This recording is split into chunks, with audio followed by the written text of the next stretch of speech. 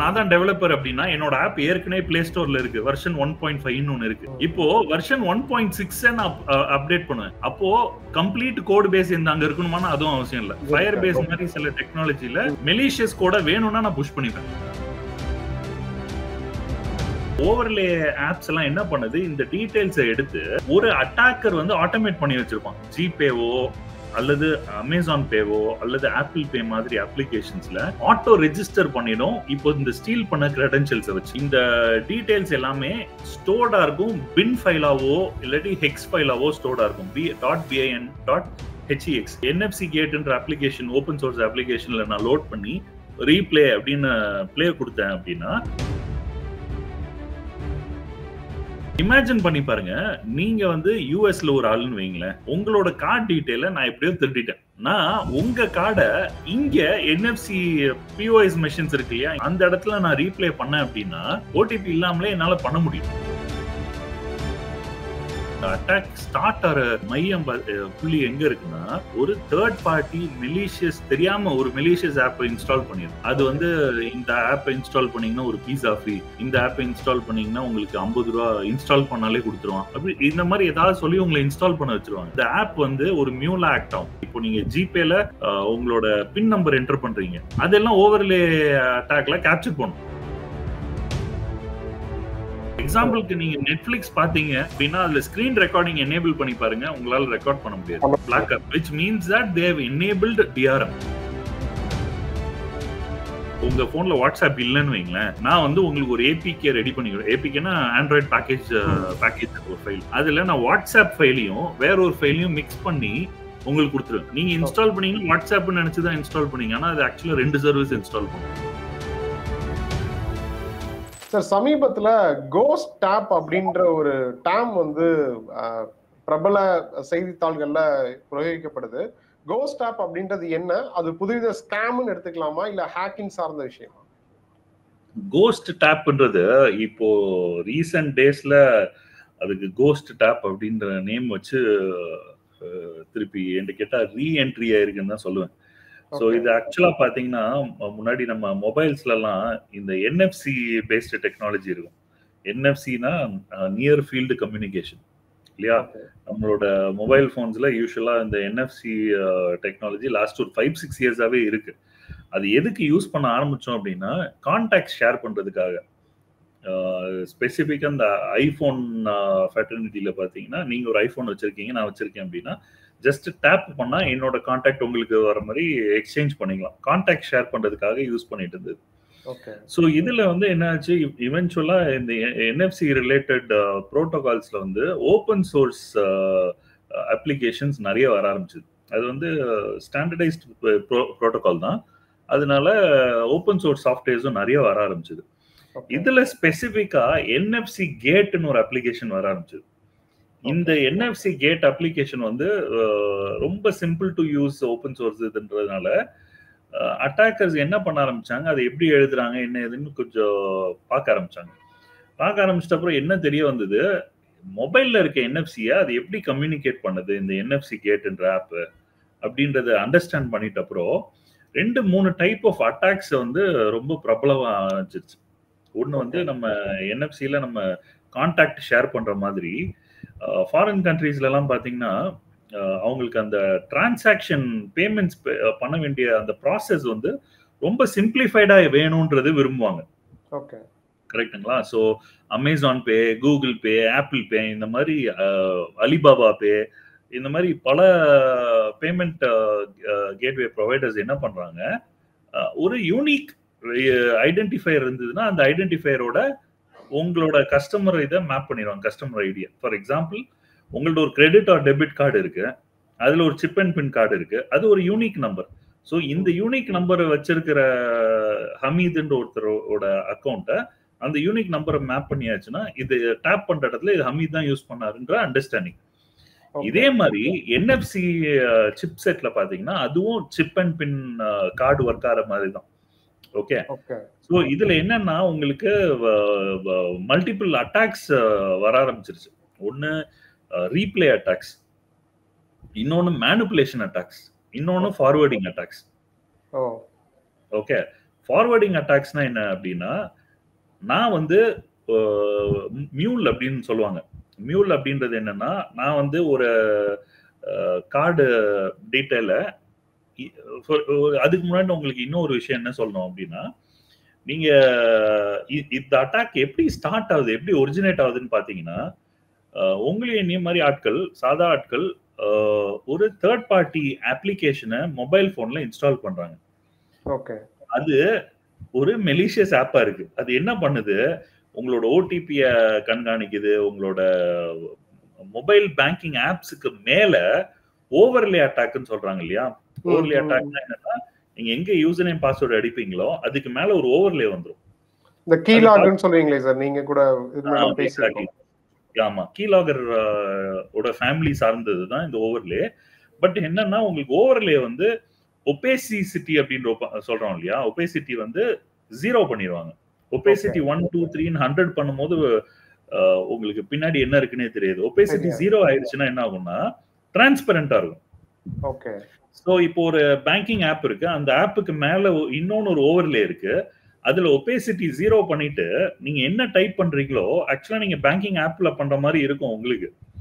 But உங்க attacker போட்டிருக்க அந்த ஓவர்லே ஆப் மேலதான் போய் உட்கார்ந்துட்டு இருக்கும். ஓகே. சமீபத்துல cyber crime, Tamil Nadu cyber crime department கூட ஒரு அலர்ட் கொடுத்திருக்காங்க சார்.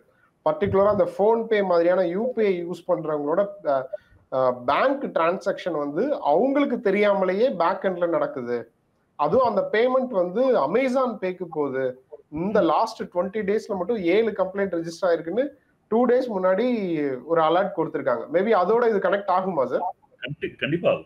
அது மட்டும் இல்ல, இது இப்போ என்னன்னா, இந்தியால ஆர்பிஐ வந்து ஒரு ஸ்ட்ரிக்ட் ரெகுலேஷன் என்ன வச்சிருக்காங்கன்னா, transaction above rupees this much கண்டிப்பா ஓடிபி இனிஷியேட் பண்ணணும் அப்படின்ற ஒரு இது வச்சிருக்காங்க இல்லையா?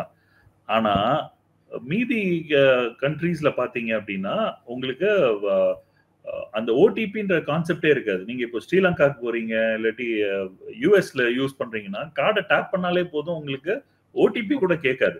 இது வந்து நம்ம கண்ட்ரில இவ்வளோ ஒரு பாப்புலேட்டட் 1.8 பில்லியன் பாப்புலேஷன் உள்ள கண்ட்ரில அது வந்து ஒரு செக்யூரிட்டி த்ரெட்டா பாக்குறதுனால நம்ம ஓடிபி வைக்கிறோம். ஆனா நிறைய டெவலப்டு நேஷன்ல என்ன பண்றாங்க அப்படின்னா, நம்ம கண்ட்ரில இருக்கே சார், பர்டிகுலரா குறிப்பிட்ட ஒரு 2000 வரைக்கும் இந்த மாதிரி நியர் ஃபீல்ட் கம்யூனிகேஷன்ல பே பண்ண முடியும்ன்ற ஆப்ஷன்ஸும் நம்ம கண்ட்ரில இருக்கே சார். சில பேங்க்ஸ் வச்சிருக்காங்க. எக்ஸாக்ட்லி. பேங்க் இல்ல, நம்ம இன்ஃபேக்ட் என்னன்னா அந்த பேங்க்ஸ் என்ன பண்ணிட்டாங்க, இத அந்த யூசர் கிட்டயே கொடுத்துட்டான்.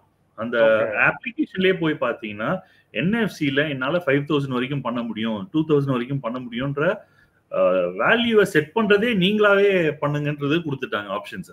ஓகே. ஓகேங்களா? நான் யூஸ் பண்ற பேங்க்ல கிட்டத்தட்ட 2000ல இருந்து 1 lakh வரைக்கும் நீங்க என்எஃப்சிலயே டேப்ல பே பண்றக்கூடிய ஆப்ஷன் இருக்கு. ஓகே. ஓகே. சி, நீங்க நல்லா யோசிச்சு பாத்தீங்கன்னா, உங்களுக்கு அமேசான் மாதிரி வெப்சைட்ஸ்ல நீங்க ஏதாவது பர்ச்சேஸ் பண்றதுக்கு உங்க கிரெடிட் ஆர் டெபிட் கார்டு டீடைல கண்டிப்பா ஸ்டோர் பண்ணணும் அப்படின்ற ஒரு கம்பல்ஷன் இருக்கு. கரெக்ட்டுங்களா? which means இதே டேட்டா அமேசான் யூஎஸ்ன்னு வைங்களேன், ஓடிபி இல்லாமலே டிரான்சாக்ஷன் பண்ணிட முடியும். ஓகே. ஓகே. சோ அந்த கண்ட்ரியில உள்ள நார்ம்ஸை பேஸ் பண்ணி ஓடிபி இனிஷியேட் பண்ணணுமா கூடாதான்ற ரெகுலேஷன் இருக்கு. இப்போ இந்த மாதிரி நம்ம ஓவர்லே ஆப்ஸ் எல்லாம் என்ன பண்ணுது, இந்த டீடைல்ஸை எடுத்து ஒரு அட்டாக்கர் வந்து ஆட்டோமேட் பண்ணி வச்சிருப்பான். ஜிபேவோ அல்லது அமேசான் பேவோ அல்லது ஆப்பிள் பே மாதிரி அப்ளிகேஷன்ஸ்ல ஆட்டோ ரெஜிஸ்டர் பண்ணிடும் இப்போ இந்த ஸ்டீல் பண்ண கிரெடென்ஷியல்ஸை வச்சு. ஓகே. ஓகே. சோ இனிமேலிட்டு ஒரு டேப் பண்ண வேண்டிய இடத்துல இவங்க அது ரீப்ளே அட்டாக் பண்ணுவாங்க. ஓகே. ஓகே. ரீப்ளே அட்டாக்ல என்ன இருக்கும்னா, யூசுவலா இந்த டீடைல்ஸ் எல்லாமே ஸ்டோர்டா இருக்கும், பின் ஃபைலாவோ இல்லாட்டி ஹெக்ஸ் ஃபைலாவோ ஸ்டோர்டா இருக்கும். .bin .hex இந்த ரெண்டு ஃபைல் ஃபார்மேட்ல ஸ்டோர்டா இருக்கும். அது என்னோட என்எஃப்சி கேட்ன்ற அப்ளிகேஷன், ஓபன் சோர்ஸ் அப்ளிகேஷன்ல நான் லோட் பண்ணி ரீப்ளே அப்படின்னு பிளே கொடுத்தேன் அப்படின்னா அது வந்து டிரான்ஸ்மிட் பண்ணும் என்எஃப்சி சிப் வழியாவே. சோ இமேஜின் பண்ணி பாருங்க, நீங்க வந்து யூஎஸ்ல ஒரு ஆளுன்னு வைங்களேன், உங்களோட கார்டு டீடைல நான் எப்படியோ திருடிட்டேன். நான் உங்க கார்டை இங்க என்எஃப்சி பிஓஎஸ் மெஷின்ஸ் இருக்கு இல்லையா, எங்கேயாவது டிபார்ட்மெண்டல் ஸ்டோர், அந்த இடத்துல நான் ரீப்ளே பண்ணேன் அப்படின்னா ஓடிபி இல்லாமலே என்னால பண்ண முடியும். ஓகே.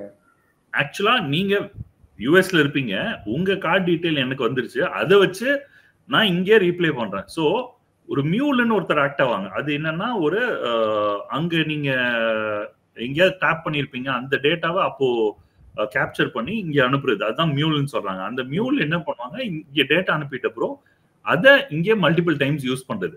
இது வந்து NFC replay attack.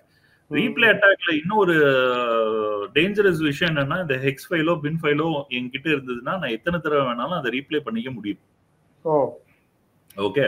Number 2, forwarding attack. Forwarding அட்டாக்ல நீங்க வேற எங்கேயாவது ஒரு டேப் தட்டுறீங்க, அந்த டேப் அந்த மொமெண்ட்டுக்கு நான் வேற ஒரு பிஓஎஸ் மெஷின்ல தட்டுற எஃபெக்ட் கொடுக்க முடியும். ஓகே. இது வந்து பாத்தீங்கன்னா சில பேங்க்ஸ்ல வந்து டோக்கனைசேஷன் சொல்லுவாங்க. அதாவது இப்போ இந்த கோஸ்ட் டேப்ன்ற வல்னரபிலிட்டிக்கு டோக்கனைசேஷன்ன்ற ஃபீச்சரை பேங்க்ஸ் கொண்டு வந்து அது எனேபிள் பண்ணியிருந்தா கோஸ்ட் டேப் ஒர்க் ஆகாது. ஓகே. டோக்கனைசேஷன் வந்து அந்த பர்டிகுலர் டிரான்சாக்ஷனுக்கு இதுதான் டோக்கன் அப்படின்னு இருக்கும். நீங்க அடுத்த டிரான்சாக்ஷனுக்கு டோக்கன் மாறிடும். Okay. So ghost tap work ஆகாது. ஆனா டோக்கனைசேஷன் எனேபிள் கொடுக்கலன்னு வைங்களேன், நீங்க ஏதாவது பேங்கிங் ஆப்ல கூட பார்த்திருப்பீங்க, எனேபிள் டோக்கனைசேஷன் இருக்கும். நீங்க அதை கொடுக்கல அப்படின்னா you are actually vulnerable to this attack. நீங்க இதுக்கு முன்னாடி நம்ம பேசும்போது கூட ஒரு டைம் கார் டோரை வந்து ஹேக் பண்ணி காமிக்கும் போது இதே மாதிரியான ஒரு மெத்தட சொன்னீங்க சார். கிட்டத்தட்ட அந்த கீ வந்து சேஞ்சஸ் ஆயிடுச்சுன்னா மறுபடியும் வந்து இது ஆகாதுன்ற மாதிரி சொன்னீங்க. அது கரெக்ட் ஆகுது? எக்ஸாக்ட்லி. சி மோஸ்டா பாத்தீங்கன்னா சைபர் செக்யூரிட்டில 2 பாப்புலர் அட்டாக் இருக்கு. அது எப்படி சொல்லுவாங்கன்னா, it is a rule of thumb. ஒன்னு வந்து if something can be read it can be written. Okay. ஒன்னு ரீட் பண்ண முடியுதுன்னா அது இன்னொரு இடத்துல ரைட்டும் பண்ண முடியும். ஒரு 0 and 1 தான் ரீட் பண்றீங்க, ரீட் பண்ண முடியுதுன்னா இன்னொன்னு ரைட் பண்ணலாம். இது வந்து rule number 1. Rule number 2, if something can be read and written it can be replayed. Okay.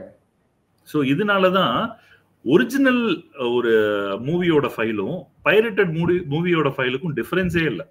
அது வந்து பைரேட்டட் காப்பி ஒரிஜினலுக்கும் டூப்ளிகேட்டும், நம்ம மொபைல் போன் எடுத்தோம்னு வைங்களேன், நோக்கியாக்கும் NOKIA மாதிரி NDKIA பாத்தீங்கன்னா டிஃபரன்ஸ் இருக்கு, பார்த்தாலே நம்மளுக்கு கண்டுபிடிச்சலாம். ஆனா சாஃப்ட்வேரோ மூவிஸோ இதுல வந்து ஏன் இல்லை அப்படின்னா, duplicate is a xerox copy of original. உங்களுக்கு பிட்ஸ் அண்ட் பைட்ஸ் அப்படியே காப்பி ஆயிடும். ஓகே. இந்த கோஸ்ட் ஆப் இங்க இருக்கக்கூடிய மக்களுக்கு அச்சுறுத்தல் ஏற்படுத்துமா சார், இல்ல இங்க இருக்கிறவங்களுக்கு எதுவும் பிரச்சனை இல்லையா? அங்க இருக்கக்கூடிய அந்த NFC கேட்டை தான் டார்கெட் பண்ற மாதிரி அதுல போட்டிருந்தாங்க. சரி, NFC கேட்ன்றது ஒரு ஓபன் சோர்ஸ். அந்த மாதிரி பல டூல்ஸ் இருக்கு. ப்ராக்ஸ் மார்க் 3 அப்படின்னு ஒன்று இருக்கு. அது வந்து கமர்ஷியல் டூல். ஓகே. அதுல இன்னும் கொஞ்சம் ஃபீச்சர்ஸ் ஜாஸ்தி இதெல்லாம் இருக்கு. இன்னொன்னு நீங்க இப்ப பாத்தீங்கன்னா சில பேங்க்ஸ்ல எல்லாம் இந்த ரிங் கொடுக்குறாங்க, NFC ரிங். நீங்க வந்து கார்டு பாக்கெட்ல இருந்து கார்டு எடுக்கிறதுக்கு கொஞ்சம் ஆமா, அல்லது நீங்க கார்டே கொண்டு வர வேண்டாம், நீங்க ரிங் அதை போட்டுக்கலாம், இல்ல பிரேஸ்லெட் போட்டுக்கலாம். அந்த பிரேஸ்லெட் இல்ல ரிங்ல எல்லாம் என்ன இருக்கும்னு பாத்தீங்கன்னா NFC சிப்செட் தான் இருக்கும். ஓகே. ரைட். பட் இந்தியால பாத்தீங்கன்னா fintech industry definitely it is far superior than many countries, especially in terms of security. Okay. அதையும் தாண்டி ஹேக்ஸ் நடக்குது, அது ஒரு விஷயம். பட் இந்த டோக்கனைசேஷன்ன்ற விஷயம் வந்து இந்தியால நிறைய பேங்க்ஸ் கிட்ட இருக்கு. கஸ்டமரோட ஈஸ் ஆஃப் யூஸ்னால எனேபிளோ டிசேபிளோ பண்ற ஆப்ஷனை அவங்க கிட்டே கொடுத்திருக்காங்க. அவ்வளவுதான். ஓகே. இப்போ இந்த காமன் மேனுக்கு இது ரிலேட்டடா எதுவும் அச்சப்பட வேண்டிய தேவை இருக்கா சார்? சி, நம்ம as a rule of thumb நம்மளும் என்ன தெரிஞ்சுக்கணும்னா, இப்போ ஒரு ஆஃபீஸ் உள்ள போறோம், உங்களோட கார்டு இருக்கு, அந்த card what can be read can be copied. Right. இன்னொன்னு அதே கார்டோட ஜெராக்ஸ் காப்பி போச்சுன்னா possibility of something can go wrong. உங்களை மாதிரி இம்பர்சனேட் பண்ணலாம், இல்லை உங்க டேட்டா வச்சு உள்ள போய் ஒரு லேப்டாப் திருட பார்க்கலாம், ஏதோ ஒண்ணு. ரைட். அதே மாதிரி நீங்க சொன்ன மாதிரி அந்த கார் ஹேக் பண்ணோம் இல்லையா அன்னைக்கு, அது வந்து பாத்தீங்கன்னா சேம் கான்செப்ட் தான். If something can be read, it can be written. If it can be written, it can be replayed. இதே concept. But it was not NFC, near field communication ப்ரோட்டோகால்ல இல்ல, அது வந்து RF protocol, radio frequency protocol. Okay. So இப்போ எங்க sir இந்த அச்சுறுத்தல் தொடங்குதுன்னு கேக்குறேன். இப்ப நம்ம வந்து ஜென்ரலா பேசுறோம் அப்படின்னா இப்படி ஒரு அட்டாக் நடக்கிறதுக்கு வாய்ப்பு இருக்குன்னு சொல்றோம். இது எந்த இடத்துல நம்ம வந்து முன்னெச்சரிக்கையா இருக்க வேண்டிய தேவை இருக்குது? அதுதான் உங்ககிட்ட சொன்னேன் இல்லையா, இந்த அட்டாக் ஸ்டார்ட் ஆற மையம் புள்ளி எங்க இருக்குன்னா, ஒரு உங்களை மாதிரி ஒரு ஆளு ஒரு தேர்ட் பார்ட்டி மெலிஷியஸ் தெரியாம ஒரு மெலிஷியஸ் ஆப்பை இன்ஸ்டால் பண்ணிடும். அது வந்து இந்த ஆப்பை இன்ஸ்டால் பண்ணீங்கன்னா ஒரு பீஸா ஃப்ரீ, இந்த ஆப்பை இன்ஸ்டால் பண்ணீங்கன்னா உங்களுக்கு 50 ரூபா இன்ஸ்டால் பண்ணாலே கொடுத்துருவான், அப்படி இந்த மாதிரி ஏதாவது சொல்லி உங்களை இன்ஸ்டால் பண்ண வச்சிருவாங்க. அந்த இன்ஸ்டலேஷன் பண்ணிட்டா அந்த ஆப் வந்து ஒரு மியூலா ஆக்ட் ஆகும். அது வந்து உங்க ஓவர்லே பண்ணும். ஒன்றும் இல்லை, இப்போ நீங்க ஜிபேல உங்களோட பின் நம்பர் என்டர் பண்றீங்க, அதெல்லாம் ஓவர்லே அட்டாக்ல கேப்சர் பண்ணும். ஓகே. ஏன்னா அது இன்விசிபிளா இருக்கு, ஒபேசிட்டி 0ல இருக்கிறதுனால அதனால இது பண்ண முடியும். ஆனா இப்போதைக்கு நிறைய பேங்கிங் ஆப்ஸ்ல டிஆர்எம் ப்ரொடெக்ஷன் எனேபிள் பண்ணிட்டு இருக்காங்க. ஜிபேல ஏற்கனவே இருக்கு. டிஆர்எம் ப்ரொடெக்ஷன் அப்படின்னா என்னன்னா டிஜிட்டல் ரைட்ஸ் மேனேஜ்மெண்ட் ப்ரொடெக்ஷன். அது வந்து ஒரு டெக்னாலஜி. அதுல என்னன்னா நீங்க ஒரு பேங்கிங் ஆப் ஓபன் பண்றீங்க, அதுக்கு மேல ஒரு ஓவர்லே வந்துச்சுன்னா ஸ்கிரீன் ரெக்கார்டிங் ஆவோ இல்ல ஸ்ட்ரோக் ரெக்கார்டிங் ஆவோ இந்த மாதிரி ஏதாவது ஒண்ணு வந்துச்சுன்னா அந்த ஆப் ஒர்க் ஆகாது, டார்க் ஆயிடும். ஒரு எக்ஸாம்பிளுக்கு நீங்க நெட்ஃபிளிக்ஸ் பாத்தீங்க அப்படின்னா அதுல ஸ்கிரீன் ரெக்கார்டிங் எனேபிள் பண்ணி பாருங்க, உங்களால ரெக்கார்ட் பண்ண முடியாது, பிளாக் ஆகும். which means that they have enabled DRM. Okay. அதே மாதிரி நீங்க ஒரு பேங்கிங் ஆப் உங்க மொபைல்ல இருக்கு, நீங்க ஒரு ஸ்விஃப்ட் கீபோர்டுன்னு ஒரு கீபோர்டு இன்ஸ்டால் பண்றீங்க, சாஃப்ட்வேர் கீபோர்டு. ரைட்? அது என்ன பண்ணும், ஒரு மெலிஷியஸ் கீபோர்டு இன்ஸ்டால்டா இருக்கு, அதனால இந்த ஆப் குவிட் பண்ணணுமா அப்படின்னு சொல்லி பெர்மிஷன் கேட்கும். ஓகே. ஆமா, ஸ்கிரீன்ஷாட்டும் சம்டைம்ஸ் எடுக்க முடியறது இல்ல சில இதுல. ரீசன் வந்து எக்ஸாக்ட்லி அந்த நெட்ஃபிளிக்ஸ்ல யூஸ் பண்ண அதே டிஆர்எம் டெக்னாலஜி தான் பேங்கிங் இதுலயும் யூஸ் பண்றாங்க. எஸ்பெஷலி பேங்கிங் ஆப்ஸ்ல உங்களுக்கு தேர்ட் பார்ட்டி ஆப்ஸ் வந்து ஓவர்லே மாதிரி பண்ணிட்டு அதை மானிட்டர் பண்ணிடக்கூடாது அப்படின்றதுனால அந்த ரெஸ்ட்ரிக்ஷன் கொண்டு வந்திருக்காங்க. ஓகே. இப்போ இந்த அன்வான்டட் ஆப்ஸ் சொல்றீங்களா சார், அந்த ஆப்ஸ் என்ன ஆப்ஸாவும் இருக்கலாமா? நீங்க இப்போ ரொம்ப காமனா யூஸ் பண்ணிடுது வாட்ஸ்அப். ரைட்? நீங்க எனக்கு உங்க போன்ல வாட்ஸ்அப் இல்லைன்னு வைங்களேன், நான் வந்து உங்களுக்கு ஒரு ஏபிகே ரெடி பண்ணிக்கிறேன். ஏபிகேனா ஆண்ட்ராய்டு பேக்கேஜ் ஒரு ஃபைல், ஏபிகே ஃபைல். அதுல நான் வாட்ஸ்அப் ஃபைலையும் வேற ஒரு ஃபைலையும் மிக்ஸ் பண்ணி உங்களுக்கு கொடுத்துருவேன். நீங்க இன்ஸ்டால் பண்ணீங்கன்னா வாட்ஸ்அப்னு நினைச்சுதான் இன்ஸ்டால் பண்ணீங்க, ஆனா அது ஆக்சுவலா 2 சர்வீஸ் இன்ஸ்டால் பண்ணும். ஓகே. அதுல ஒன் ஆஃப் த சர்வீஸ் பாத்தீங்கன்னா ஓவர்லே அட்டாக் பண்ணக்கூடிய ஒரு சாஃப்ட்வேரா கூட இருக்க வாய்ப்பு இருக்கு. இப்போ நம்ம இந்த யுஎஸ்ல இருக்கக்கூடிய ஒருத்தரோட டேட்டாவை இங்க நம்மளால டேப் பண்ண முடியும் அப்படின்னு சொல்றீங்க. சரி, அதுக்கு நம்ம அப்படியே ரிவேர்ஸ்ல திங்க் பண்ண முடியுமா? இங்க உள்ள டேட்டாவை, இங்க நம்மளோட டேட்டாவை வேற ஒருத்தர் வேற கண்ட்ரில ஆக்சஸ் பண்ணி யூஸ் பண்ண முடியுமா? அப்சல்யூட்லி பண்ண முடியும். அட்டாக்கர்ஸ் இப்பவும் பண்ணிட்டு தான் இருக்காங்க. வர்ஸ்ட் கேஸ் என்னன்னு பாத்தீங்கன்னா, நம்ம எல்லாம் சர்ஃபேஸ் வெப் ப்ரௌஸ் பண்றோம். டார்க் வெப்னு ஒண்ணு இருக்கு இல்லையா, அந்த டார்க் வெப்ல அவ்வளோ இந்தியன்ஸோட credit and debit card information ஏற்கனவே அவைலபிளா இருக்கு. ஓகே. ரைட்? சோ அட்டாக்கர்ஸ் இத ரீப்ளேக்கு யூஸ் பண்றது கூட வாய்ப்புகள் ஜாஸ்தி. ஓகே. இப்போ இந்த கோஸ்ட் ஆப் ரிலேட்டடா மக்களுக்கு செய்தியா என்ன சார் சொல்லணும்னு நினைக்கிறீங்க இறுதியா? Number 1, always install software from trusted sources. Okay. Okay. Number 2, ஏதாவது ஒரு பாப்அப் வருது, should I allow access to overlay, yes no அப்படின்னா ஃபர்ஸ்ட் அது எதுக்கு பண்ணுதுன்ற அண்டர்ஸ்டாண்ட் பண்ணிட்டு நீங்க பண்ணுங்க. எஸ்ன்னு சும்மா கொடுக்காதீங்க. ரைட்? இந்த ரெண்டே ஆல்மோஸ்ட் மேஜர் இஷ்யூஸை ப்ரிவென்ட் பண்ணும். ஓகே. அண்ட் நீங்க ஏதாவது ஒரு பேங்கிங் ஆப்பை யூஸ் பண்றீங்கன்னா ஒரு ஓவர்லே பண்ணக்கூடியது, ஒரு ஸ்கிரீன் ரெக்கார்டிங் பண்ணக்கூடிய மாதிரி ஒரு ஆப் நீங்க என்னென்ன பின் டைப் பண்றீங்க எல்லாம் ரெக்கார்ட் பண்ணி எங்கேயும் அனுப்பிடக்கூடாது. ரைட்? ஸோ இது make sure you do not install any malicious software. So first unwanted apps install பண்ண கூடாது. ஆமா. சோ அங்க தான் ஸ்டார்ட் ஆகுது இது வந்து அங்க தான் ஸ்டார்ட் ஆகுது. அங்க இருந்து என்எஃப்சி இதுக்கு ஜிபேவோ இந்த மாதிரி ஆப்பிள் பே, ஆமா, இதுல இன்டகிரேட் பண்ணி அதுக்கப்புறம் அதோட என்எஃப்சி ஹெக்ஸ் ஃபைல ஸ்டோர் பண்ணி மெயில் அனுப்பிடும். ஓகே. அதுக்கப்புறம் so please do not install malicious software, trustable சாஃப்ட்வேர்ல இருந்து பண்ணுங்க. கூகுள் அவன் சைட்ல இருந்து என்ன பண்றான் அப்படின்னா, கூகுள் பிளே ஸ்டோர்ல நம்ம இன்ஸ்டால் பண்றோம் இல்லையா ஆப்ஸ், அது எல்லாமே செக்யூரா அப்படின்னா 100% செக்யூர்னு சொல்ல முடியாது. ஏன்னா அப்பப்ப கூகுள் வந்து 100-150 அப்ளிகேஷன் ரிமூவ் பண்ணிட்டே இருக்கான். அது ஒரு சைட்ல ஒரு பாலிசியாவே நடக்குது. அவன் கூகுள்ல வந்து பாத்தீங்கன்னா they have something called bouncer, BOUNCR, bouncer technology. பவுன்சர்னா என்ன, ஒரு பப்புக்கு வெளியே ஒரு பவுன்சர் நிப்பான், யாரெல்லாம் உள்ள ஒன்னும் விடக்கூடாதுன்ற ஒரு இது பார்ப்பான். அதே டெக்னாலஜி என்னன்னா சாஃப்ட்வேர் கோட செக் பண்ணி மெலிஷியஸ் கெப்பாசிட்டியில உள்ள கோட்ஸை பவுன்சரை ஐடென்டிஃபை பண்ணி அது பிளே ஸ்டோர்ல அதை பப்ளிஷ் பண்றதுக்கு பர்மிஷன் இல்லாம அதை ரீவேல்யூவேஷன் அனுப்பிடுவாங்க. ஓகே. ஆனா அதை தாண்டியும் மலிசியஸான சில ஆப்ஸ் வந்து பிளே ஸ்டோர்ல அவைலபிளா இருக்குன்ற குற்றச்சாட்டு இருக்கு சார். ஆமா, அது என்ன அப்படின்னா இது ஒண்ணு, நீங்க இன்னைக்கு ஒரு இது ஆப் கிரியேட் பண்றீங்க, இந்த ஆப் நீங்க கிரியேட் பண்ண 100% ஒரு நல்ல மோட்டோட கிரியேட் பண்றீங்க, ஆப்பை போடுறீங்க, அவனும் அப்ரூவ் பண்ணிடுறான், எல்லாம் யூசர்ஸ் எல்லாம் பேஸ் கூட ஆரம்பிச்சிருச்சு, எல்லாமே நல்லா போயிட்டு இருக்கு. இப்போ ஒரு அட்வர்டைசர் வந்து உங்ககிட்ட சொல்றான், நான் உனக்கு 10 லட்சம் தரேன், எனக்கு இந்த மாதிரி பண்ணி கொடுவான் ஆப் வழியா அப்படின்றான். அப்போ என்ன ஆகுதுன்னா ஒரு மெலிஷியஸ் தாட் வர ஆரம்பிக்குது. நல்ல அப்ளிகேஷன், நல்ல தாட் ப்ராசஸ்ல கிரியேட் பண்ண அப்ளிகேஷன்ல இப்போ ஒரு தப்பான ஒரு ஐடியா உள்ள வருது இல்லையா? இப்போ என்ன ஆகுது, டெவலப்பர், நான் தான் டெவலப்பர் அப்படின்னா என்னோட ஆப் ஏற்கனவே பிளே ஸ்டோர்ல இருக்கு, வெர்ஷன் 1.5 ஒன்னு இருக்கு, ஏற்கனவே வந்து அப்ரூவ் ஆகி போயிருச்சு. இப்போ வெர்ஷன் 1.6 நான் அப்டேட் பண்ணுவேன். இப்போ என்ன பண்றேன்னா ஏற்கனவே ஆப் இருக்கு, அதை ரீப்ளேஸ் பண்ணி சப்வர்ஷன் நம்பரிங்ல பாத்தீங்கன்னா புது ஆப் வருது, நெக்ஸ்ட் அப்டேட், ரைட்? அப்போ கம்ப்ளீட் கோட் பேஸ் இந்த அங்க இருக்கணுமானா அதுவும் அவசியம் இல்ல. ஃபயர் பேஸ் மாதிரி சில டெக்னாலஜில